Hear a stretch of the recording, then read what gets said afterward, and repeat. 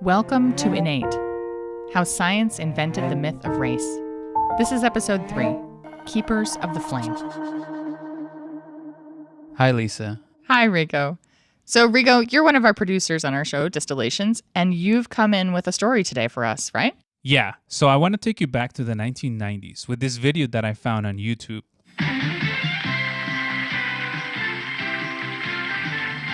What is this, Wheel of Fortune? The Price is Right? Close.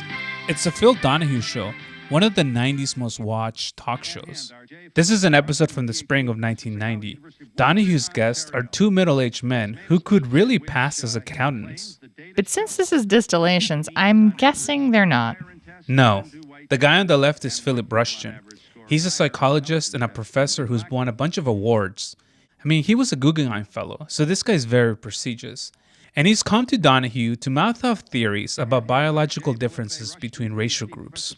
Okay, so a 90s race scientist has come to the Phil Donahue show.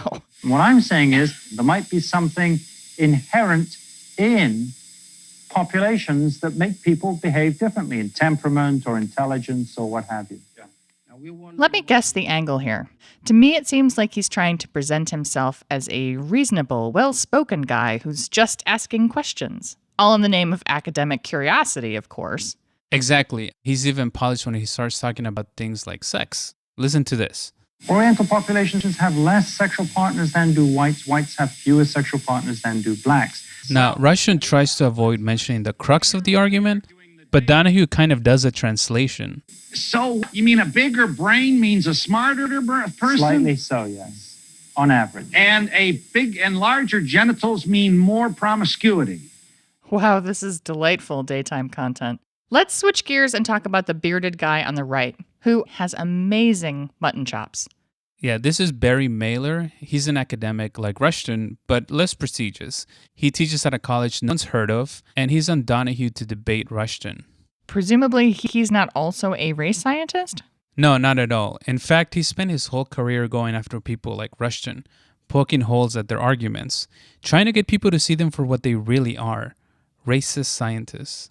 So this is kind of a David and Goliath situation. Guggenheim Fellow versus academic underdog. Exactly. Mailer's the underdog, and his style is very direct. He's unorthodox, and he points out how Rushton's ideas are kind of ridiculous. He's got a study that compares Nigerian medical students to Czech army officers, which shows that the Nigerians have longer penises, the Czech army officers have more circumferent penises. So which is bigger, long or fat?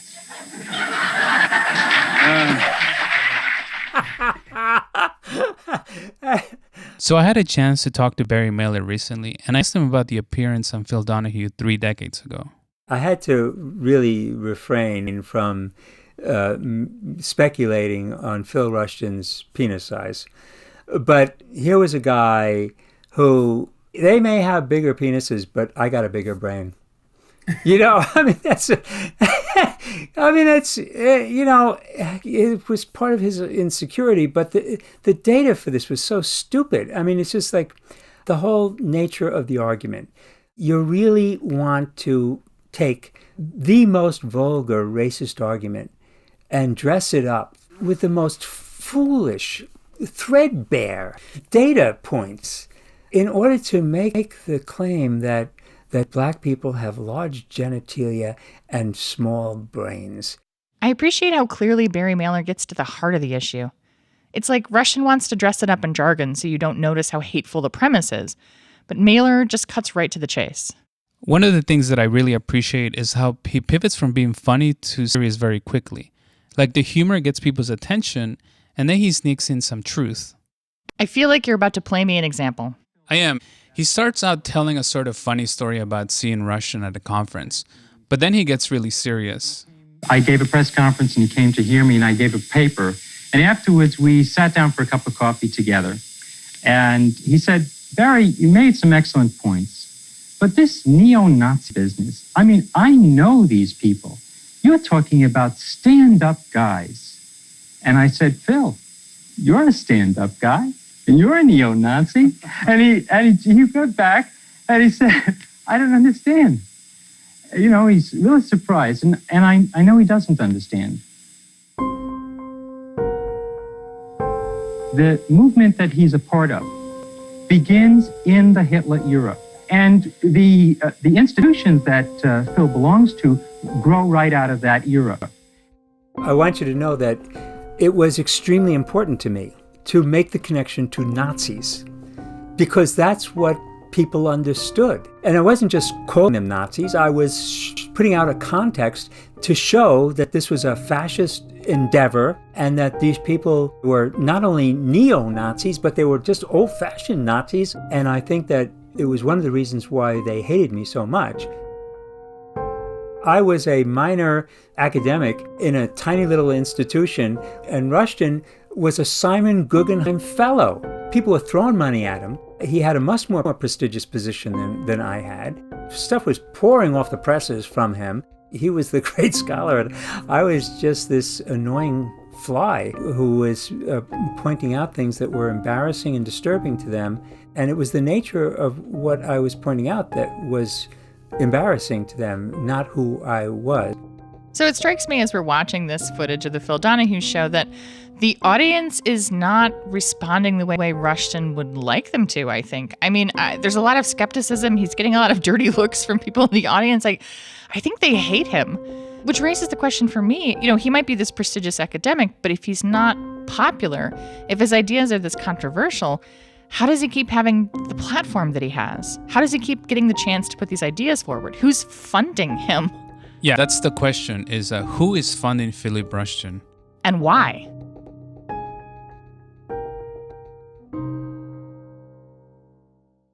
Chapter 1, The Colonel. When Barry Mailer said guys like Philip Rushton aren't just neo-Nazis, they're old-fashioned Nazis, he was serious. Over the years, he was trying to show the world that there was a direct line from Nazis in World War II to race scientists like Philip Rushton. And it all comes back to the funding source. Which is?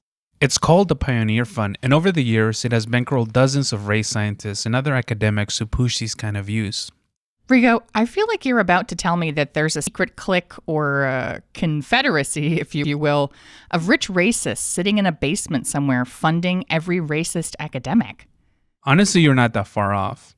This season, we're going to talk about how racism and white supremacy have been baked into science, and how it's not about individual racists or it's not about individual bad people. But in this story, there actually are individual bad people funding bad things. Okay, so where does all of this start? The seed of the Pioneer Fund starts in the early 1900s with a guy named Wycliffe Preston Draper. Wycliffe Preston Draper.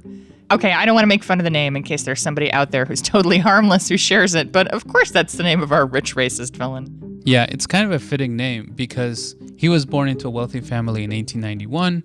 He stumbles his way into Harvard, but he has very mediocre grades, and he eventually joins the army where he works his way up to the rank of colonel. This is Bill Tucker. He wrote The Funding of Scientific Racism. He wants us to mention that he has throat cancer and that his voice is strained. He liked to be referred to as Colonel Draper or the Colonel. He seemed to be enamored of his Army experience, and that was his primary identification all his life, especially since he never really had a job of any sort. His father left $11 million, which is quite a fortune in those days, still is, but even more so then. That was Paul Lombardo, a legal historian who studied the Pioneer Fund. Back up a second. I'm sorry. $11 million in 1920s money? Yeah, I did the math, and it will be like something like $160 million in today's money. So when I say his family was wealthy, I meant it. Like their ancestral home was a castle in Scotland. So he thought of himself as being well-bred and of good stock. These things meant a lot to him. And he has a huge inheritance burning a hole in his pocket. So he's looking around for a great social cause to pour his money into. So he becomes drawn to what else but eugenics. So Lisa, I know that you've done some research on eugenics because we've done other episodes that touch on it. Can you give us a TLDR synopsis of it? Sure. Well, the idea of eugenics is basically a belief that the human race could or should be, quote unquote, improved by selective breeding. It's kind of a misunderstanding or a misuse of Darwin's theory of evolution. And it's actually interesting that it's Darwin's cousin, his half-cousin, Sir Francis Galton, who really advocates for this idea of genetic determinism. That is, that your genes, your genetics, determine not only your biological makeup, but your character, personality, intelligence level, and so on. So a lot of really terrible people adopt eugenics because it allows them to do things like build fake racial hierarchies based on intelligence or aptitude, and then use that to argue against interracial marriage or integrated schools, or to argue for the sterilization of so-called undesirables. Essentially, it gave racists a cover story. No, we're not passing racist laws because we hate people who are different from us. We're just following the science. Even though, to be frank, it's also bad science. It's been debunked a million times, but we're still living with the legacies of these ideas. What's interesting about eugenics is that it's a dirty word now, but in the early 1920s and 1930s, there were mainstream ideas. They were in vogue. Respectable scientists and academics were promoting these ideas, which is why Draper starts making friends in high up places in the eugenics world. And he kind of finds an ideological soulmate in a man named Harry Laughlin. His claim to fame was being an expert witness in Buck versus Bell, where the Supreme Court ruled in favor of allowing states to force sterilizations on people with intellectual disabilities. The quote that everyone remembers from that trial is when Justice Oliver Wendell Holmes said, quote, "3 generations of imbeciles are enough," unquote. And Laughlin was on that wavelength. And by now it's 1930s, and guess who else likes the idea of sterilizing people they deem to be inferior? The Nazis. Exactly. And he liked what they were doing with eugenics. And that admiration was actually mutual. He is eventually recognized by the Nazi government in 1936, both because of his work in the sterilization area, but also because he was a major proponent of the so-called racial integrity laws, the laws that prohibited people from being married if they were from different races. Laughlin gave them a kind of eugenics spin, giving them a kind of scientific veneer that they didn't have before the eugenics movement came along. And then he has a long and thorough correspondence and involvement with people in Germany, both before and after the Nazi ascendancy. Something that a lot of people don't know is that the Nazis got the ideas about eugenics from the United States. We were the leaders in the field. Germany modeled its involuntary sterilization laws on ours. And actually, they found ours a bit too strict. What they saw was that many, especially of the southern states in the United States, had this one-drop rule. If there was one drop of, quote, Negro blood, then you were automatically a Negro. Ironically, the Third Reich thought that this was too extreme for them. And so they didn't use the one drop of Jewish blood made you Jewish. Instead, they used various combinations. If you were less than 1/4 Jewish, then you could be considered to be Aryan, which was much more lenient than the one-drop rule in the United States. So on one hand, you have a very bored, very racist, wealthy boy, and on the other, you have a rising American Nazi. Boy, they must have hit it off right away. Exactly, and you know what comes next is that Draper becomes a cash cow for Laughlin's schemes. Laughlin had the inroads, the contact with legislators, the machinery of propaganda, and Draper had the money, and those two things went together to make Laughlin the first president of the foundation that was formed by Draper. They named it the Pioneer Fund, but sometimes people call it the Draper Fund because it was all of his money and they funded whatever he wanted. The word pioneer has a real meaning to these people. Laughlin uses it in conjunction with the phrase, the American breed, to kind of capture all of that. The stalwarts who are there on the frontier, beating back the wilderness, killing off the natives, those are the people who are the pioneers. So in 1935, before the Pioneer Fund is official, Laughlin sends Draper to a eugenics conference in Berlin. And while he's in Europe, Draper is quite literally palling around with Nazis. He travels to Spain, literally rides on a Nazi tank into the city of Bilbao at the time when Franco's army is laying siege to the place, only a few weeks after the infamous bombing of the city of Guernica in the Basque region. So, just for a little context, the Spanish Civil War was used by the Nazis as a military testing ground, and Draper wanted to be part of it. He doesn't actually stay to fight the war with the Nazis, but he brags about his military tourism. So he's not just in academic conferences with Nazis, he's also quite literally on the field with them. and then writes about it in a newspaper article that is syndicated and sent to a number of places around the country. So Draper, he's very proud of that. So after Draper returns to the States from Germany, he tells Laughlin to get to work on, quote, something of eugenic value. So Laughlin comes up with their first endeavor. They distributed one of Hitler's propaganda films to American high schools with English subtitles. It was called Erbkrank, which means hereditary defective. This is a clip of the film itself, translated in English. You find an especially high percentage of mentally ill among the Jewish population. Ah, charming. I'm sure the teenagers loved it. Actually, this brings something up for me. How did people receive this? I would imagine that some opinions are changing as the war drags on. Yeah, Americans were getting spooked by what they saw in Germany. Ultimately, the Holocaust showed the world the inevitable consequences of eugenics. There was a great moral reckoning, which led to an agreement about race and race science. And the consensus was set in stone, really, by UNESCO in the 1950s in a set of declarations in which they essentially stated that race is a social construct. It doesn't have any biological validity, and that was signed by a number of scientists, anthropologists, policymakers all over the world. That was Angela Saini, the author of the book Superior, The Return of Race Science. She says that this is something anthropologists had been saying for years, that the category of race itself wasn't a real scientific category, but race scientists weren't ready to let it go. If, the basis of the study of human difference for a couple of hundred years has been that race is real, you don't let go of it overnight. And so, of course, they didn't let go of it overnight. Draper's views stayed the same, but he knew enough to realize that the world's views had changed. So he knows in 1937, when the Pioneer Fund starts, he knows that there's a cost to negative publicity, and that maybe he's learned that there is a way of funding the kinds of activities that he's in favor of without making them very prominent, and then keeping them available as information that can be used when the atmosphere is more favorable to his kinds of ideas in eugenics. So they really do move underground. I was right about the confederacy in the basement. Kind of, yeah. They understood the tides were turning, but they weren't ready to go away. They just have to keep at it until the temperature changes. Exactly. And they develop a playbook to ensure their survival. Playbook, you say? Lay it on me. Okay, so method 1 is fund scientists who agree with their eugenics worldview. Most of it was junk race science, but some of the research and researchers were arguably legitimate, so that if someone accused them of being a racist, they could point to the legitimate research they funded. So real science as a shield for junk science. Got it.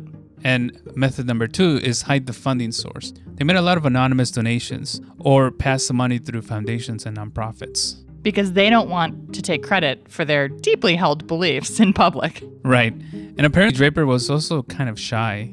I have no sympathy, Rico. Let's keep going. So method 3 was the most important and consistent. They printed and mailed unsolicited propaganda to scientists, politicians, and other influential people. In 1936, Draper paid to reprint 1,000 copies of the book called White America to send to politicians. I can only imagine what a book with that title is going to be about. Yeah, the book claimed that black people were a threat to civilization, and they should be repatriated back to Africa. This propaganda and this kind of advocacy goes on for some time. It goes on so prominently that when this book arrives on the desk of members of Congress, Theodore Bilbo, infamous Mississippi senator known by his biographer as the archangel of white supremacy, he praises the book, and he actually takes it to the floor of Congress and reads it while the filibuster is going on to prevent a federal law against lynching being passed. So Cox and Laughlin and Draper all have a hand in this racist advocacy right up to the floor of the Senate, as well as over in Germany. So clearly method 3 achieved the desired effect, to find powerful like-minded racists.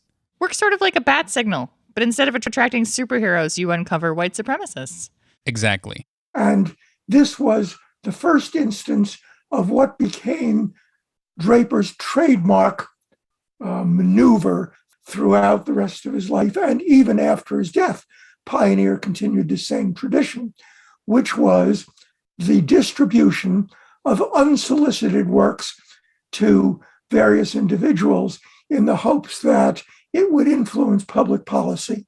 Okay, let me zoom out a little bit. A eugenics group forms with this eugenics interested rich guy, and we get the Pioneer Fund. And they begin implementing this playbook. But at the same time, they've kind of been driven underground because public attitudes about eugenics are shifting. So they want to keep doing this work, but they've got to do it on the down low.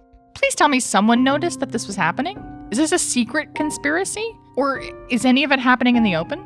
They're successful in keeping their names out of the press, and no one ties the race science they fund to them. That is, until Barry Mailer starts connecting the dots. Chapter 2, The Mankind Quarterly. Ah, Barry Mailer. Okay, so how did he get involved? Yeah, so the short story is that for Barry Mailer, all of this is personal.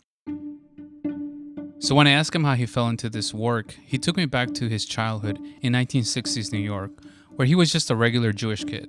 When I was 13, we have a bar mitzvah and, a Jewish boy becomes a man. And it's a big party and, I have 5 brothers, so I'm in the middle. And so this was the first time they made a big fuss over me and I was the center of everybody's attention.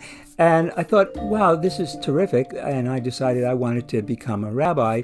And my father thought that was a terrific idea. And I transferred to a Jewish parochial school. And I began to wear the kippah on my head. And it was a dramatic transformation. Suddenly, I'm in the suburbs of New York, and I'm walking down a street, and a car drives by, and there's a father and a son, and the son screams out the window at me, something like, "You dirty c***." The father is just driving along proud of his son. Orthodox Jewish men and boys wear a kippah or a skull cap all the time. Barry's Jewish identity was visible to everyone all the time. The name-calling incident was a rude awakening, but unfortunately things would only get worse for him. One day, walking on the street, it was a beautiful spring day, and I was daydreaming, and unbeknownst to me, 2 boys run up behind me, and one of them just punched me in the back, sent me flying, stars, and then they run on. And as I got up, a question began to form that really took me the rest of my life to contemplate, which was, why did they hit me? They didn't know me at all. What is this about? Why is it all this hatred? It was clear that the anti-Semitism was everywhere about me. So this incident set Mailer on a path. He started learning about the Ku Klux Klan, right-wing fascism, and neo-Nazis. And he thought about this stuff more and more until he reached a conclusion. Most people had this view that we were making progress, that everything was getting better, and that World War II was just another move on the road towards progress. And I really didn't see it that way. And since then, Mailer has always operated under the assumption that Nazis never really went away. And as it turns out, he's right. At this point, Barry Mailer decides not to become a rabbi and instead pursues the history of science, and in particular the history of Nazis and race science. He started researching eugenics in grad school, and his methods were not typical, to say the least. He took off his kippah and pretended he wasn't Jewish, and he embedded himself with neo-Nazis. He went to rallies and talked to white supremacists. He wanted to understand philosophy. I took the racists seriously, and I listened directly to them. And what I would simply do is I would join. I would send in a membership. I had a subscription to all these, Nazi newspapers. All this stuff would arrive at my door, and no other name. I just, myself. But I was nobody knew me. Mailer not only signed up for subscriptions, but he was also a due-paying member of white supremacist organizations. So basically, Mailer's kitchen table would have been filled with racist propaganda, hate mail, 24/7, 365? Some of it was just completely bonkers. So I got a mailing from Canada, from Ernst Zundel. It's an offer that for $9,999, I can go with him on a tour of Antarctica to tour the Nazi secret flying saucer base.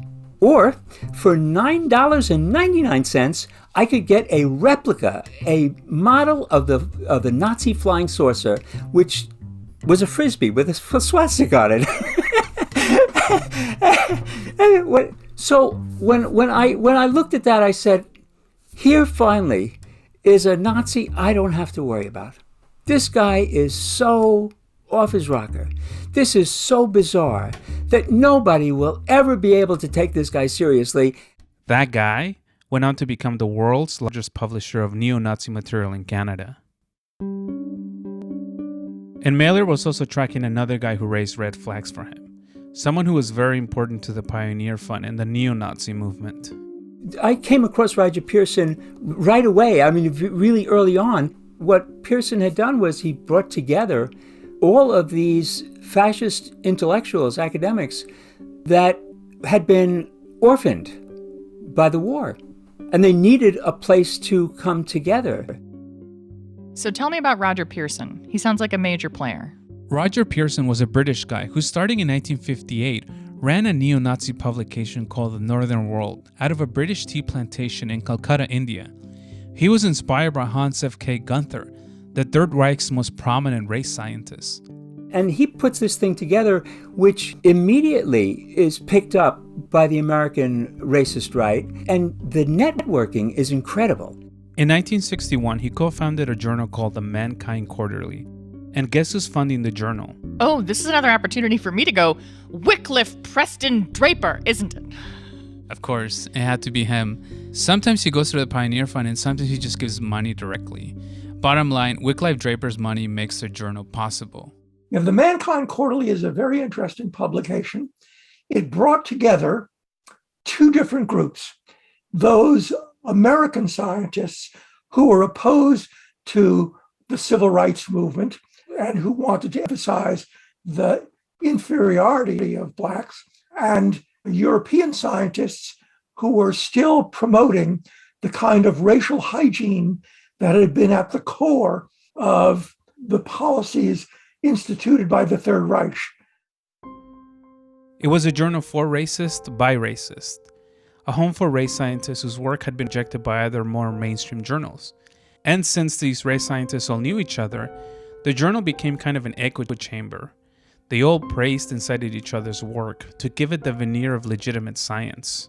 They have their own printing presses, their own journals. They review each other's books. They write for each other's journals. So it creates a kind of universe, academic universe within a bubble, that outside the bubble, nobody takes them seriously. But inside the bubble, they can have a resume that looks rather impressive. And that's one of the things that the Pioneer Fund was able to do, was to create outlets so that they could publish, they could review each other, they could support each other, and they could create this sense that this is a legitimate academic enterprise, when in fact, in the legitimate academic world, nobody was even aware that they existed. One way that the Mankind Quarterly differs from other journals is their use of pseudonyms, which I'm guessing is not normal in academia. No, why would I publish under a pseudonym? I want my name to be associated with my work. Right. They wanted the ideas out, but not their name. This was also done to make it seem like there were more race scientists than there actually were. Roger Pearson, for example, had at least a dozen names that he used, and Barry Mailer and his mentor Jerry Hirsch helped uncover the deception. Jerry Hirsch sued Roger Pearson, so we were able to get a deposition under oath. And I prepared a list for Jerry's attorney to simply ask Pearson, have you published under this name, this name, this name, this name? And we just went down the whole list, and and he confirmed that he was all those people. So the Mankind Quarterly was not taken seriously by their academics, and you can see that in their impact score. I'm going to pull my academic hat on for a second and say an impact score is basically something that measures the importance of a given journal. So the higher the impact score, the more influential it is. So you measure that by citations and references. Who's used the journal and cited it in their work. The more citations, the more funding, the more chances is to become tenured. You want to publish, if you can, in a journal with a higher impact score rather than a lower impact score. Right, exactly. Just to give you an example of how this works, the journal Nature currently has an impact score of 40, and the Mankind Quarterly sits below 1. But none of this mattered to people in the Mankind Quarterly. Their goal was just to have a platform for their ideas to live on. Funding wasn't an issue for them. They had Wycliffe Draper. So you're telling me they didn't have to apply for grants or have funding cycles or write proposals. The Pioneer Fund was just handing over cash. Yeah. And in fact, the Pioneer Fund was very proactive in finding these race scientists. Usually, people wanting their research to be funded take the initiative to contact funding agency and say, hey, look, here's the work I'm doing. I really hope this will be of interest to you. And here the relationship was reversed, in which Pioneer or Draper would contact these people and say, oh, I see you're doing things. Here's money for you. You don't have to apply. Here's money we'll send you. And in a number of cases, it wasn't even money for the research. It was just money for the individuals, gifts, large gifts of personal checks to the people who are carrying on this research. Here's some money for you because we like what you're doing. Yeah, it was interesting to learn that Draper would send them like Christmas presents, basically. Like little, like, here's $50, here's $100, here's $1,000. It's almost like a racist Santa Claus. Yes, and then these checks were often for ample amounts in the thousands of dollars to people, just because Draper or Pioneer liked what they were doing. One of the people to receive the most money from Draper and the Pioneer Fund was the founder of the Mankind Quarterly, Roger Pearson. Altogether, he received about $1 million. So what does he do with the money? So he actually publishes a lot, and one of the things that he published was an article in a Nazi magazine. And when I say a Nazi magazine, the logo literally had a swastika in it. And then he wrote an article that claimed that Jews had started World War II, and they were trying to exterminate the Germans. So they were the victims. He went on then to become the editor of a publication called The New Patriot. With Pioneer funding, he produced one of these strange extremist publications after another. And here's the really crazy part. Sorry, Rigo, we haven't gotten to the really crazy part yet. Yeah, it gets stranger. Despite what most people would agree were really problematic endeavors, Pearson did not have trouble finding a job in academia. In 1971, he became the chair of the Department of Anthropology and Comparative Religious Studies at the University of Southern Mississippi. He fired almost all of the current faculty and made openings for other neo-Nazi scientists. And before you try to tell me that he's still on the fringes, listen to this. And he's endorsed by President Ronald Reagan, right? He's got this letter from the president saying that, he's a terrific guy and you should support his publication. That's amazing amount of territory to traverse when you are one of the leading fascist academic and organizers in the world.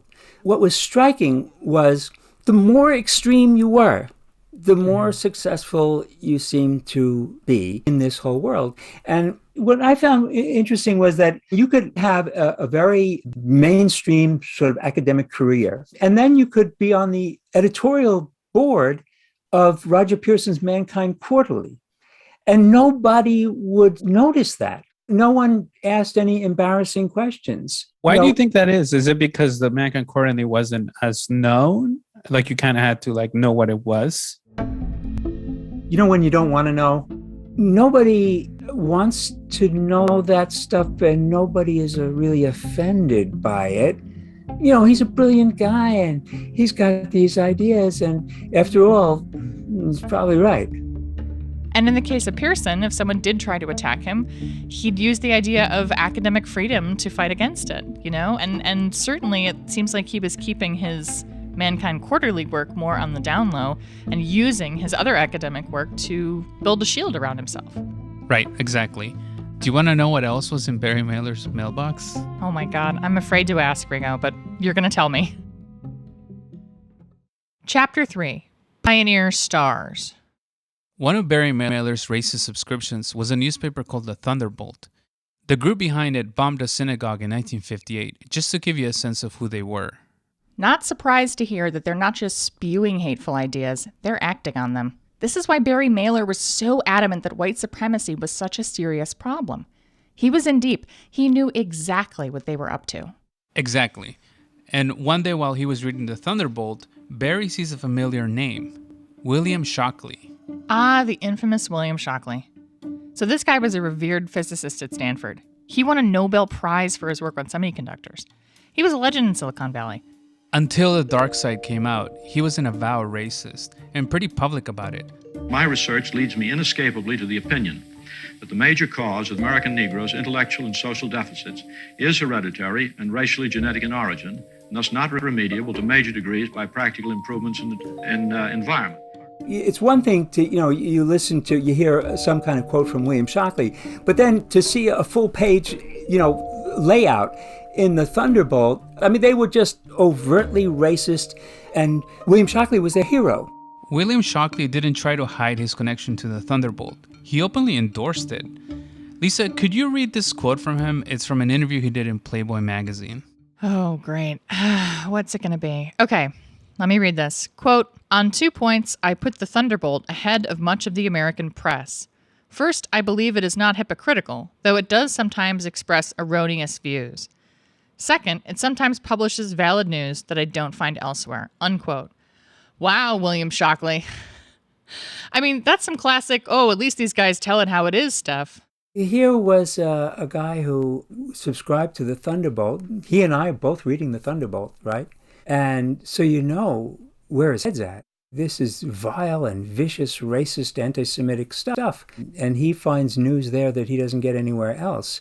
To polite society, it looked like professors doing some perhaps questionable work on the side, but nothing that would warrant negative attention. But most people weren't really reading the Thunderbolt. They weren't seeing the things that Barry was seeing. So Mailer goes down the rabbit hole of white supremacist literature. And what he finds shocks him even more. He uncovers dozens of academics with double lives. Some are big-name academics at big-name universities. Give me a taste of who we're talking about there. Okay, here's one. Have you ever heard of Arthur Jensen? He's a psychologist. Is he the psychologist whose work is cited in the bell curve? Yeah. So I'm going to go back to that book in a bit. Jensen was a renowned psychologist at UC Berkeley. This is one of the most liberal institutions in the country. So when he suggested intelligence was inherited, people got a little ruffled. But that's not a fireable offense in itself, right? Right. Sort of falls under the category of yikes. You'd probably groan and hope you could avoid him at a faculty mixer, right? You just hope you didn't cross over with him on any committees. Right. But what Barry Mailer did was to go deeper. He knows there must be more there. And sure enough, he was right. While he was doing research in Germany in 1978, he discovered that Arthur Jensen had been writing for a neo-Nazi publication called New Anthropologie. That blows right past yikes into holy crap territory. That's an entirely other level of bad. And there's more. He was a member of the magazine's advisory board. Mailer connected the dots. Jensen's vague ideas about intelligence being inherited were explicitly connected to the growing neo-Nazi movement. What I noticed immediately was how important these academics were. There's two things that were going on. One is that they were enormously important to the racists because they legitimated their views. And especially after World War II, when the Nazis had been defeated, you had very little support for these kinds of ideas. It was very important for them to be able to find a place where they would be appreciated. Shockley and Jensen and dozens of other academics share more than just these dangerous ideas. They also share the same funding source. Wycliffe, Preston, Draper. Exactly. It is around this time in the early 1970s that something happened that could have been the end of the Pioneer Fund. Wycliffe Draper died in 1972, but his death didn't mean the end of the Pioneer Fund. The opposite, in fact. He left most of his money to the Pioneer Fund, much to the chagrin of his close family. And the Pioneer Fund handed out more money in 2 years after his death than in the entire period of 1937 to 1972. So up until this point, the Pioneer Fund is secretly funding race scientists who are on the fringes, who needed financial support and a place to publish, like the Mankind Quarterly. But with the emergence of Shockley, they had a mainstream scientist on their team now, and they funded him lavishly from the quote-unquote throne in New York, as they call Wycliffe Draper's house. In general, Pioneer funded two different groups of recipients. One were actual scientists working on projects that Pioneer thought would have results that could be exploited for their political agenda. And on the other hand, were the political people who did the actual exploiting. Whenever Pioneer was asked about their choice of projects, the first thing they did was point to the real scientists. When Bill Tucker was doing research for his book, The Funding of Scientific Racism, he made a list of all the American scientists he could think of who were promoting theories of black inferiority or segregation, And then he went to the various archives to see if he could find connections between them and the Pioneer Fund. I figured, okay, I'm going to take a trip to each of these places to see. And I thought some of these trips might be wasted because there would be nothing there. I never wasted a trip. Every place I went for a scientist or an activist who had been involved in these issues, there was connections between them and Draper and Pioneer. So what it suggested was that Draper and Pioneer really took the initiative in every case and reached out to these people and tried to subsidize them once it realized that these were people who were doing things that would be of interest to Pioneer's agenda. Bill Tucker says that when Shockley came out as a racist in the 1960s, the Pioneer Fund must have felt like they won the lottery without even buying a ticket. In a way, this kind of makes sense for how academia works. When you do research, funded research, you're kind of beholden to your funder in certain ways, right? So Pioneer Fund works hard to prop up scientists that they think are going to continue their message. And it gives the ideas credibility in a sense, right? Because if they're continuing to get funding, then their ideas must not be all that controversial. It's giving these ideas air, right? Yeah, and the Pioneer Fund steers their work too. They decided that Jensen and Shockley should work together. And throughout that partnership, Jensen's ideas changed. He originally thought any differences in intelligence between black and white people were from environmental factors. But after working with Shockley, Jensen started arguing that intelligence was inherited. So really what the Pioneer Fund is doing is making bad ideas even worse. Jensen and Shockley were stars, were Pioneer stars, and they received huge amounts of money from the Pioneer Fund. Arthur Jensen in particular got more than $1 million from them. The Pioneer was looking for scholars who were willing to take a stand. And that's what Jensen was willing to do. Jensen was willing to take a stand. And he knew what he was doing. The Harvard Educational Review article that he wrote, How Much Can We Boost IQ? You know, what's at the time, I was working at a little Head Start in Spanish Harlem, and we would feed the children breakfast. And Arthur Jensen was arguing, it really isn't going to change their IQ whether you feed them breakfast or not. You know, for God's sakes, we're feeding them breakfast. You have something wrong with that. And, you know, and he's arguing that you can't boost their IQ by any kind of environmental changes, you know, which is kind of an absurd argument anyway to make. And remember, the Harvard Educational Review, they published it. The Pioneer paid for it, but the Harvard Educational Review published it. So here is a guy who's willing to take a stand for racism, and the Pioneer was willing to give him anything and to help him spread that news. The Pioneer Fund only cared about upholding white supremacy. They didn't really care about the science, but they relied on the science to give some sort of validity to their claims of racial inferiority. And Arthur Jensen was literally a star. He had his own moment on the Phil Donahue show in 1980. If you're going to present a thesis which places a race at the bottom of the IQ scale, then I trust you believe there is somebody who's at the top. The white population of the United States scores higher on all kinds of mental tests, not just IQ tests, but every kind of mental test, than the black population of the United States, on the average. Why does Phil Donahue have so many race scientists on his show? It seems like it's like kind of clickbaity television for the time. Controversial views? I guess so. It's also stunning to me that when Barry Mailer investigates the Pioneer Fund in the 1980s, they're still pushing the exact same ideas and the exact same framing as they were in 1937. Decades later, it still sounds the same. Yeah, it's like they were safeguarding race science ideology all these years. There is this long tradition of academic racism, which Pioneer has continued. It was much more prevalent in the earlier part of the 20th century, but as it has become less and less popular among the academic mainstream, the few people who still adhere to it are those funded by Pioneer. And so Pioneer has been the keeper of the flame in this case.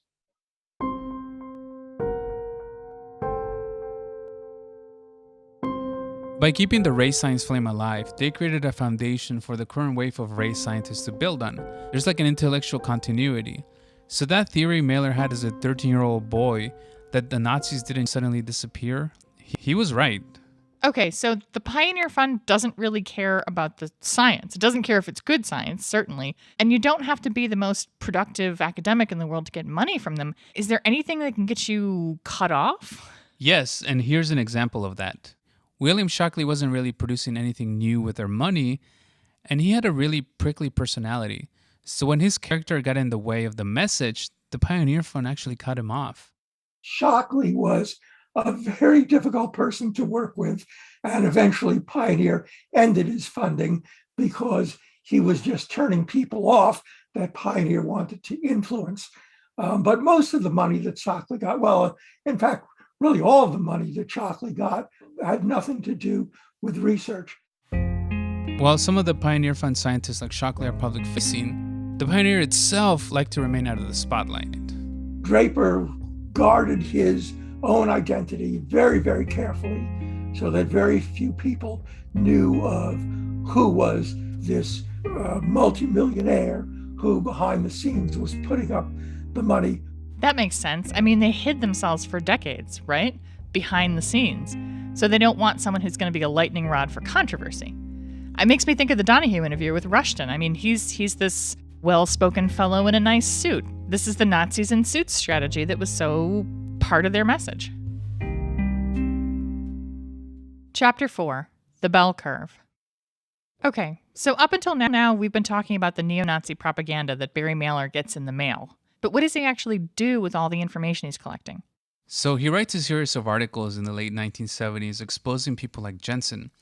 And then in 1983, he writes a paper called The New Eugenics, in which he puts all these racist academics into context. He was the first person to really call them out publicly. His work inspired others like Bill Tucker to follow the money. And the thing that really stood out to me about Mailer's writing was that there was this sense of urgency. It was as if one person had finally realized what was going on, and he was sending out the warning signal. I've had a sense of urgency that goes back a very, very long time. And so they always had, first, a sense of surety that they were right, and also a sense of urgency, the same sense of urgency that I felt. They are acutely aware that they're talking about the survival of the white race, the same way as we talk about the survival of the polar bears, and of the whales, and of the elephants. The white race is absolutely endangered, and the Jews have absolute control over the mind of Americans. The challenge is to get the message out. You can't go through the Jews because they distort everything. So he names names: Pearson, Jensen, Shockley, and its newest pioneer star, Philip Rushton. And because of this, he is called onto television shows like The Phil Donahue Show. So just setting the scene again for people listening, we're watching The Phil Donahue Show. This is another clip where Barry and Mailer and J.P. Rushton are sitting next to each other debating. This is the thing. Dr. Mailer and all my opponents don't have to answer the intellectual argument.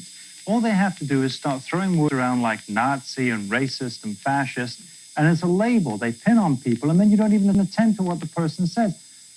What he's just been talking about is a load of absolute rubbish. You can really tell from the clip that Mailer's getting under their skin. Even though his work was only in left-leaning publications, the TV appearances were a big platform for Mailer to refute their ideas. But he says that might have been for nothing. It was apparent to me that we were putting on a show and that I was part of this show and I was performing an important task for the racist platform because they couldn't do it without me. They had to have two talking heads and somebody had to speak for the other side for them to get their message out. And not only did I understand that, but I don't think that we won this. For example, when I went on these shows, the audience was overwhelmingly on my side. They would boo, they would clap for me and then boo for him, But that, ultimately, I don't think I won anybody over with any of that. They had the platform. They've already won. That's right. Just by being there. I really take Mailer's point there. The ideology, the quote-unquote scientific support for racial hierarchy, this stuff is getting mainstreamed in the 1990s, isn't it? I mean, the first thing that comes to mind for me is The Bell Curve by Charles Murray, which was huge. Yeah, that's completely right. The Bell Curve was the Pioneer Fund's biggest win when it was published in 1994. Race remains one of this country's most divisive topics, and a controversial book with racially charged findings hasn't helped the debate. The thesis advanced by authors Charles Murray and the late Richard Herrnstein in The Bell Curve is that IQ is the best predictor of a person's success in life. Yeah, this was everywhere while I was growing up. I mean, at the time it was released, the Bell Curve, I know, was widely discredited by a lot of mainstream scientists. Science pushed back against this hard. But Murray still gets tons of attention from the press, and it gets legitimized. Yeah, and he got cover stories in the New York Times Magazine, Newsweek, and the New Republic. What has landed The Bell Curve on the cover of many magazines and Charles Murray on numerous talk shows is that the book also links IQ with race. On Murray's Bell Curve of IQ scores, blacks as a group have an average IQ of 85, whites 100, Asians 105. This is why the book claims blacks are disproportionately living in poverty and also more likely to commit crime. So is the Pioneer Fund involved with Murray and the Bell Curve? They were very entangled. First on the idea front. As critics at the time put it, these were old racist ideas with a new coat of paint. This becomes very clear when you start looking into the citations of the book. The book has 57 pages of bibliography, many from mainstream scientific journals, but some of them are far from reputable. Murray told the New York Times that, quote, "Some of the things we read to do this work, we literally had to hide when we were on planes and trains." And the thing he had to hide were 17 citations that came from a little-known journal called the Mankind Quarterly. Ah, the pseudonym journal strikes again. Right, and Murray and his co-author also credited Richard Lynn for providing expertise on the book. Richard Lynn was the editor of the Mankind Quarterly at this time. The Bell Curve was one of the Pioneers Fund's greatest hits for two reasons. One, it immediately made its way to the mainstream press and gave the impression that there was now new genetic evidence to prove that there was a difference in intelligence among races. The political implications of this is that if black people are intellectually inferior, why bother having a social safety net? Oh, right. So this is essentially what Arthur Jensen is arguing. Why serve breakfast to school kids if it's not going to improve their performance? Exactly. And the second reason why the Bell Curve is so important to the Pioneer Fund is that it had staying power. Although it was widely dismissed, it is still cited today as evidence that white people are smarter than black people, and it's all biological. This is exactly what the Pioneer Fund ultimately wanted, right? To create this kind of intellectual continuity, this current that bridges the eugenics in the 1930s to the present day. Yes, there were some consequences though. The publication of the book put the Pioneer Fund and Barry Mailer on the spotlight. Some of the ideas found in the book, The Bell Curve, are not new. Our agenda reporter Bill Blakemore has been looking into a fairly obscure research fund that has drawn attention because of this book, The Bell Curve. A fund with a history. Historian Barry Mailer charges that the Pioneer Fund's interest in race differences made the Bell Curve's arguments possible. The Pioneer Fund has been the key source of funding for the last 20 years of scientists who have produced the material that is the foundation for the claims that African American people on average are intellectually inferior to whites. Barry Mailer's TV appearances made Roger Pearson furious. Remember, Pearson is one of the founders of the Mankind Quarterly. And in one of the books that he was writing, he devoted an entire chapter to Barry Mailer. He called it The Case of Barry Mailer. He accuses Mailer of character assassination, bias, and of being a left-wing nut. All pretty common accusations that anyone who is coming up against neo-Nazis, even today. One of the things that Roger Pearson writes about me in his chapter, The Strange Case of Barry Mailer, was that I mail out my stuff in envelopes and I send them around surreptitiously to all kinds of people, which is, of course, not true. I never mailed my stuff out. But that was exactly what the Pioneer Fund was doing, and it was a strategy that they had to disseminate their information. And I really don't think that was a winning strategy. The classic he who smelt it dealt it maneuver. They're projecting, obviously. But unfortunately for Mailer, this was not the end of it. He really started to feel the wrath. By being the first and most vocal critic of the Pioneer Fund and neo-Nazis, it made him a target. We had DEFCON levels in my house, levels of security. So when things got hot, you wanted to make sure everything was locked down.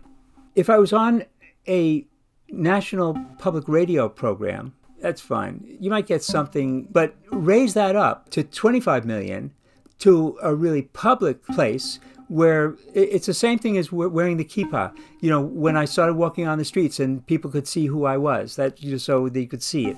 So now my anti-racism was visible, very visible. And my son picked up the phone one day, and this guy said to him, I'm going to kill you, chop you up into pieces, and mail you back to your dad in boxes. Somebody painted a swastika on his mailbox. At the time, we were getting a lot of death threats. And so, and by the way, I wouldn't go to the police. I went to the police about the swastika on the mailbox, and they said, nah, you know, that's just kids, you know. And look, they didn't even do it right. They painted the swastika backwards, you know. So that's how I knew the police didn't do it, because if they had done it, they would have done it right. So instead of going to the police, Barry asked his friends who used to be Marines to come live in his house with their guns and their 125-pound Rottweiler. He recalled one instance when his grade school son, Isaac, wanted to go play in the woods with his friend, but his volunteer bodyguards stopped him from going. And Ron said to Isaac, there are some people who might want to harm your father. And the worst thing they could do would be to harm you. And I'm here to make sure that doesn't happen. So for now, we have to stick together. No one has proven that these threats came from the Pioneer Fund. But what we do know is that the Pioneer Fund actually hired a private investigation firm to follow Miller around to find dirt on him. I really got under their skin. I mean, I annoyed them a lot. And so they're calling up civil rights groups, the people that might know me, and trying to get information. And they said this in their investigation, you know, for a possible lawsuit. They wanted to sue me for libel.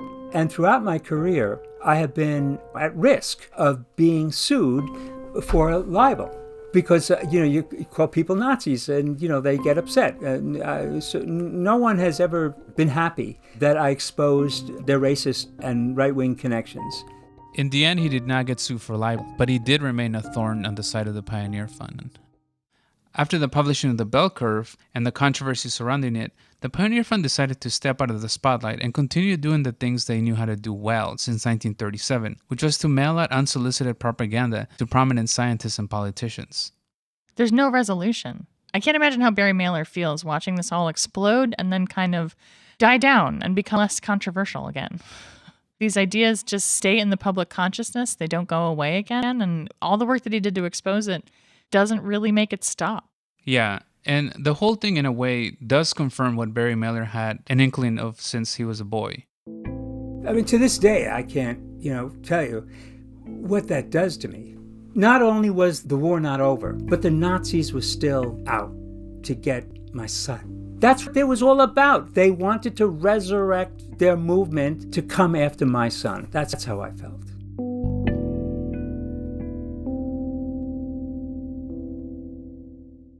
So what happened to the Pioneer Fund? Is it still around? They're still around. Their last known grant was in 2019 to an organization based in Ohio, whose president has written extensively about racial differences. Normally in my reporting process, this is the part where I reach out to the Pioneer Fund or the Mankind Quarterly, which is also still around today. But I didn't, and there's a very specific reason why that is. It's standard journalism practice to reach out to people if you're going to talk about them. However, the Pioneer Fund and the Mankind Quarterly are not just any other source. Their desire is to have a platform to disseminate their ideas. And we would be giving them that platform and we allow them to speak here.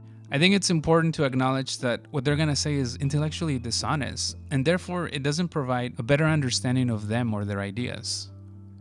Having said that, the Pioneer Fund succeeded in their eugenic ideas surviving.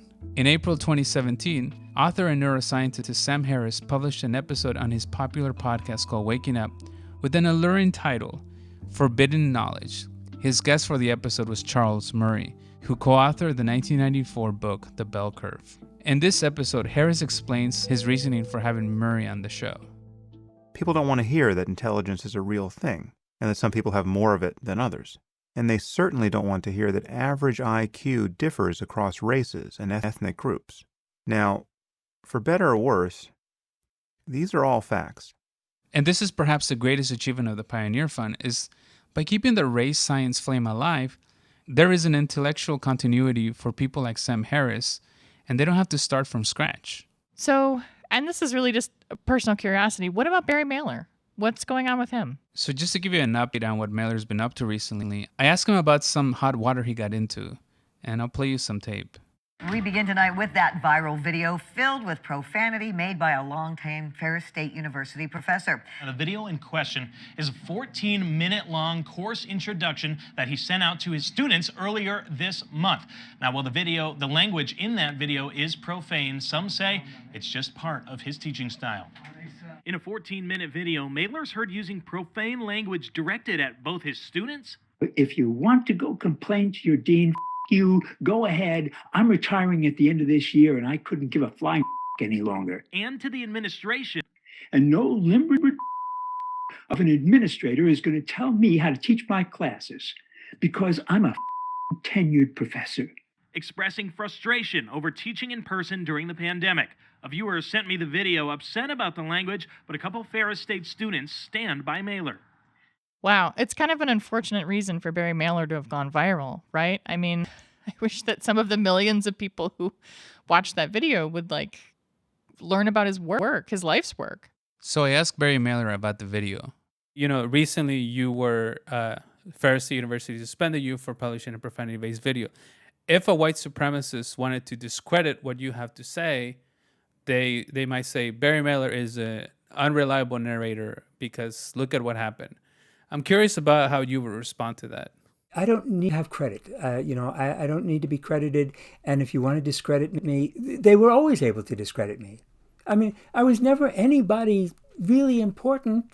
You have a position at Johns Hopkins. I have a position at Ferris State University. I mean, I was never anybody really. You know, the only thing I had was the fact that I was able to articulate a context and a vision that nobody else really had. I was the only one really putting together these strands because I was reading the racist newspapers. It was because I was not a mainstream scholar that I was able to get away with all the things that I was able to do. And I did survive, and not only survive, but was able to make a significant contribution to our understanding of what is actually going on.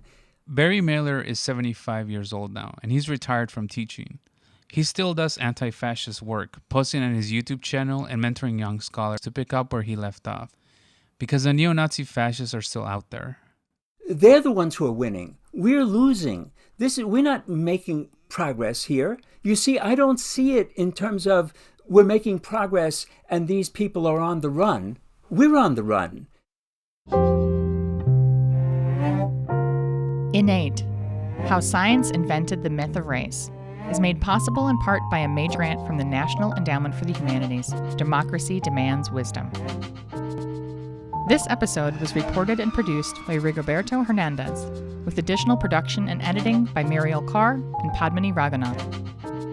It was mixed by Jonathan Pfeffer, who also composed our Innate theme music. For Distillations, I'm Lisa Berry Drago.